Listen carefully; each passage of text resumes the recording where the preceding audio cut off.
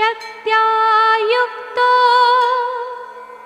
यदि भवति शक्तः प्रभवितुम् न चेदेवं देवो न खलु कुशलः स्पन्दितुमपि अतस्त्वामाराध्या हरिहरविरिञ्चादिभिरपि प्रणतुं स्तोतुं वा कथमकृतपुण्य प्रभवति. Namaste.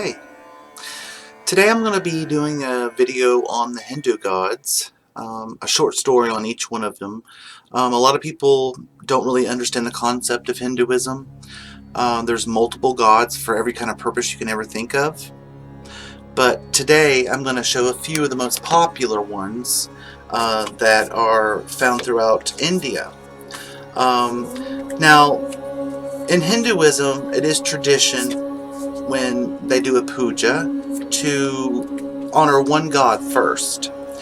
And his name is Lord Ganesh.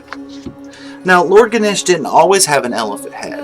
He was created by Mama Parvati as a guard to protect the bathing house where she was residing. She didn't want anyone allowed in while she was taking a bath.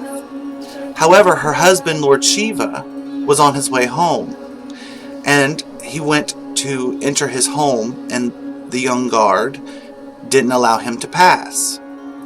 Of course, Lord Ganesh never had met Lord Shiva, and Shiva never had met Lord Ganesh because he was just created.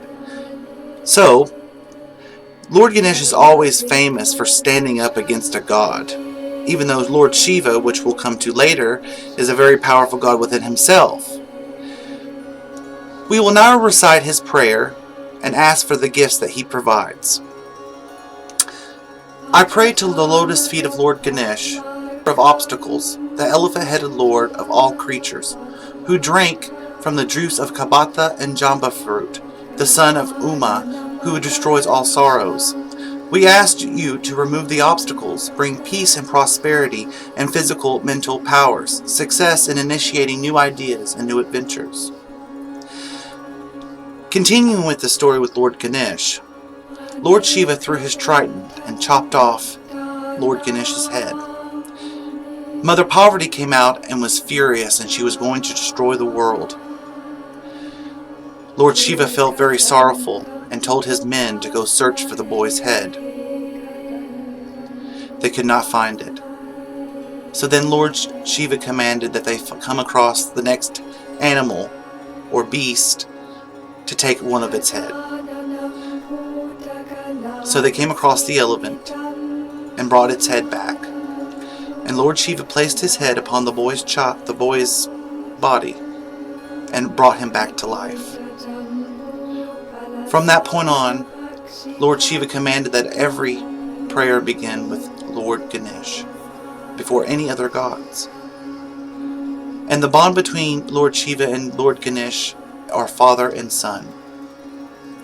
Our next card that comes up is the goddess Brahmani, or the Mother Gaia, goddess of the earth, who creates all the food that we need.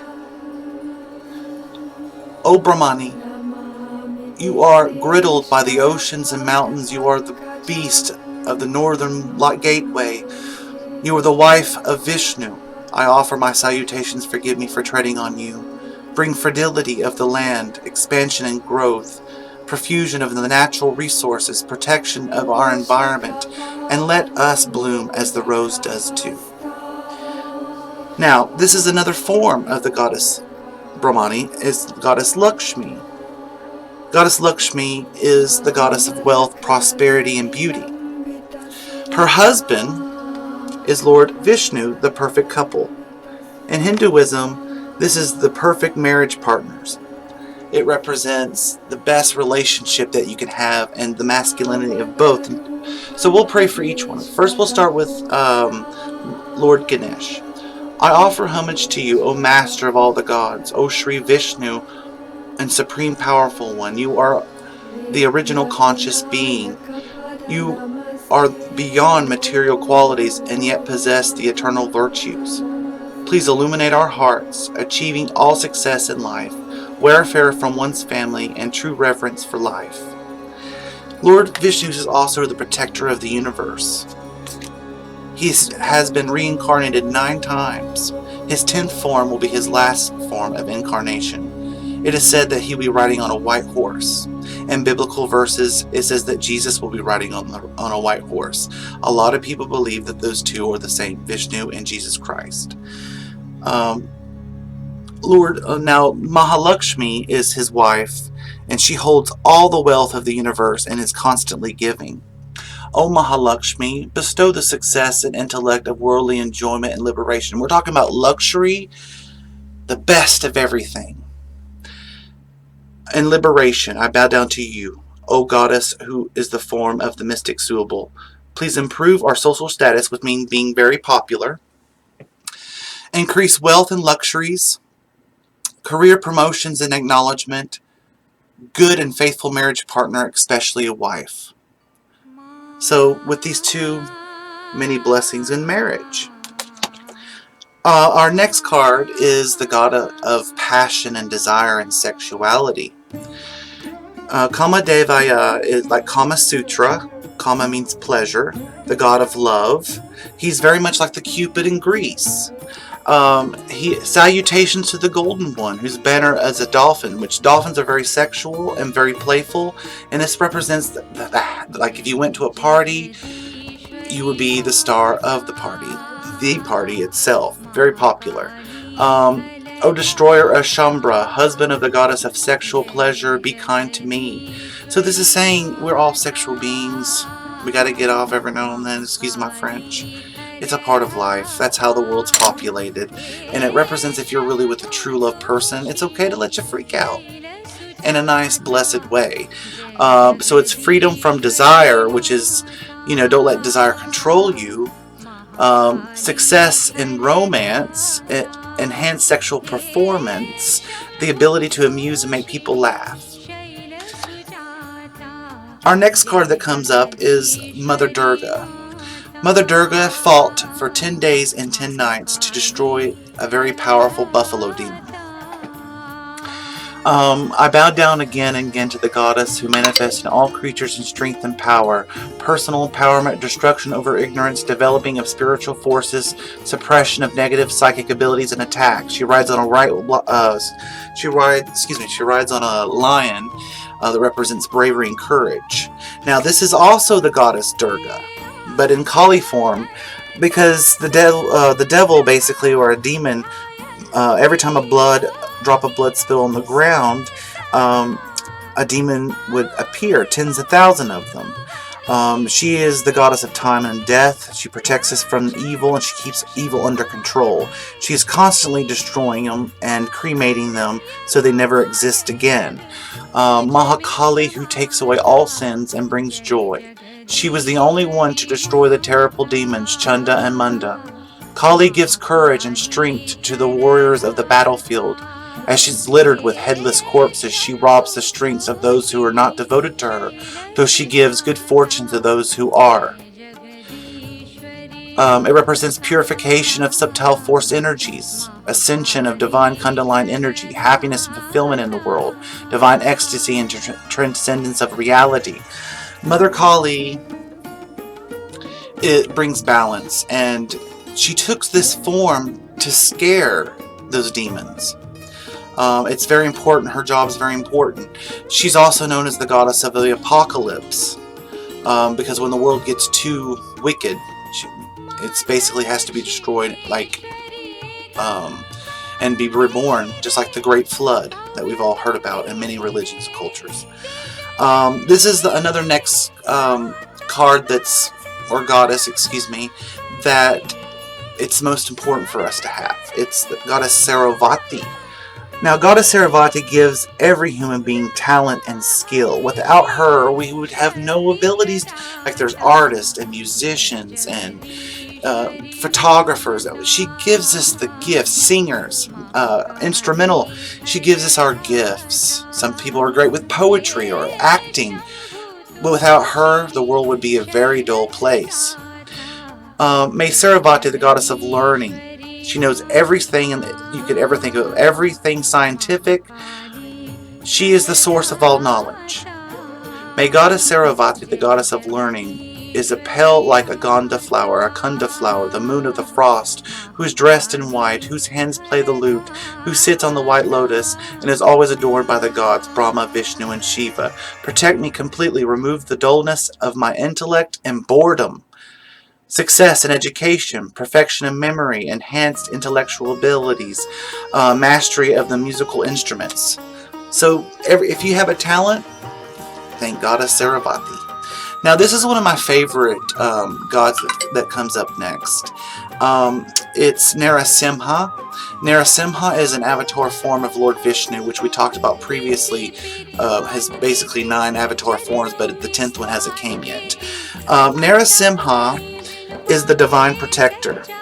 Now, this demon had the ability that he couldn't die, nor on the ground or in the heavens, nor day or night, and so forth and etc. He was very difficult to destroy. So Lord Vishnu came and solved the problem, basically, because he causes too much atrocities and murdered many people. So he said that an animal couldn't destroy him, nor a man. So the god transformed himself to half man, half lion. The man lion is here, the man lion is there. Wherever I go, there's a man lion. He is outside of me, yet he dwells within my heart. I take refuge in Narasimha, the man lion, for the ultimate shelter of my protection. Protection from all evil forces, the ability to see God everywhere in all things, skillful submission to one's anger if it's not needed, strength and courage to defy conventional authority for truth and for justice. So he's pretty cool. He eradicates evil as well, and he's a very divine protector for children.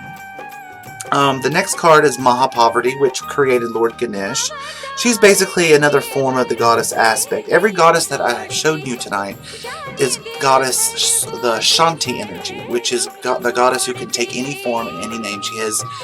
Some people believe it's all in one and one in all. So it's just like, for instance, the goddess who can perform any duties. Let's say she put on a nurse outfit, that's her outfit, or a form that she took. Or let's say she put a fireman's outfit on and became a firefighter.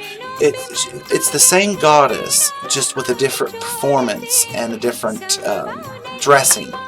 So this is the goddess of all creation. It's Durga, poverty. She takes many forms and names. She's the ultimate mother. O spacious one, partner of Lord Shiva, the golden one, you make all things possible. You are the refuge of all. You have the third eye of knowledge. I bow down to you. Defeating of all enemies, victory over obstacles, strengthening and enthusiasm, union with a spiritual, powerful life partner. She means that she'll help you find your soulmate. Now this is Lord Shiva. He is the god of apocalypse. He is the father of Lord Ganesh, which we talked about in the first card. Salutations. I salute Shiva, the form of the universe, the lord of the cosmic dance, where his ankle bells tinkling and crushing death under his feet. He is fearless, he is joy and has creativity, perfection in the art of music and dance, and finding pleasure in all circumstances.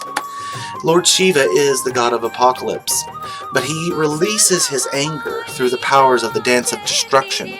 His vibrations carry out through the universe.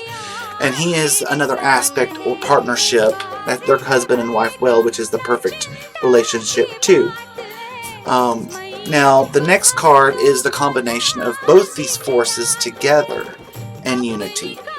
When they combine their in sexual energy and power, they become Shiva and Shivanti, male and female at the same time. And some cultures and religions believe that transgender people are sacred, holy people, because they have that power of the male and female as one, like a little bit like myself. She dances to create the world, while the dances of the wind, it's all up to us. She is the mother of the universe. He is the father of the universe. I bow to Shiva and Shivanti. Fidelity in marriage, which means they never cheat on each other. Raising of the Kundalini energy. Transcendental knowledge and universal oneness. The ability to harmonize and see all viewpoints in life. So male and female energy, or the god and goddess, have to be equal. There's no one greater than the other. And working together makes potent magic. And, the thing here is a lot of people, need to be more open-minded and learn new things. I believe in Christ. I've been studying religions for many, many years now. I'm actually a declared Wiccan priest or white witch. But even in that religion, the god and goddess take all the forms. When you study Wiccanism, all the gods are at your feet, all the names, one and all. Some people think it's a divine source of energy, and all the other names and forms are just God can take any form that He wants. So I think the last one that I think is the most important in Hinduism. There's many. I have a whole deck of these gods and goddesses, but these are the popular ones that I wanted to show today. The last one is the River Ganga. The cremation. There's a cremation ground on the banks of the Ganga, and all the cremation ash goes in the river. The goddess Ganga came from the universe.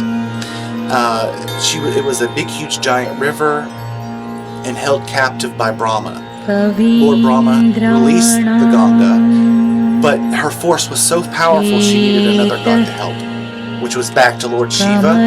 He's also known as the one who wears the Ganga. So he caught the river in his locks of hair. The river Ganga is good at cleansing sins. That's why that's the river of baptismal.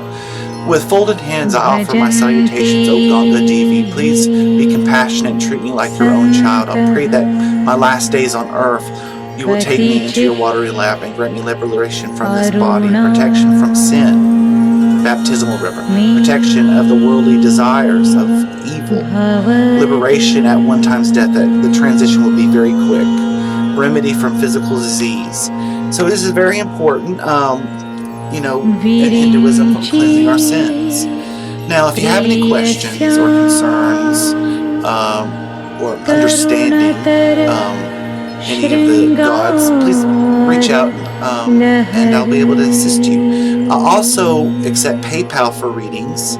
I do tea readings, I do tarot magic, I read tarot, I do oracle, I do egg readings, and that's very popular this time of year, egg readings. It's called Umancy. 3D images pop up also in tea readings. So this is just a little video to show you how I work, how to connect with spiritual energies, and I want to offer you and invite you to come and get a reading with me today. And PayPal is accepted. So many blessings to you, and I hope you enjoy this video.